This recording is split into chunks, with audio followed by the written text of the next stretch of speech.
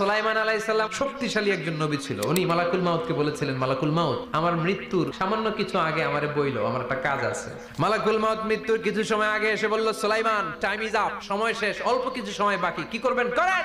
সাইয়েদনা সুলাইমান জিনদেরকে ডাকলো, ও জিনেরা, বিশাল একটা প্রজেক্ট আছে, প্রজেক্টে কাজ শুরু করো। আর কিছু জিনকে বলল, চারদিকে গ্লাস ফিটিং করা একটা রুম বানাও। সাইয়েদনা সুলাইমান আলাইহিস সালাম গ্লাস ফিটিং করা রুমের ভেতরে ঢুকলেন। এই রুমে ঢোকার দরজা নাই, হাতে একটা লাঠি নিলেন, কি নিলেন? লাঠির মধ্যে ভর করে দাঁড়িয়ে রইলেন আর জিনদের দিকে তাকিয়ে রইলেন। জিনেরা এত বদমাশ ছিল, সাইয়েদনা সুলাইমান দাঁড়িয়ে না থাকলে কাজ করতো না। সুলাইমান আলাইহিস সালাম লাঠির মধ্যে ভর দিয়ে দাঁড়িয়ে রইলেন আর বললেন, কাজ করো। জিনেরাও কাজ শুরু করলো। ওদিকে মালাকুল মাউত এসে বলে, ও সুলাইমান, সময় তো শেষ। সুলাইমান বলে, সমস্যা নাই, রূহ কবজ করো।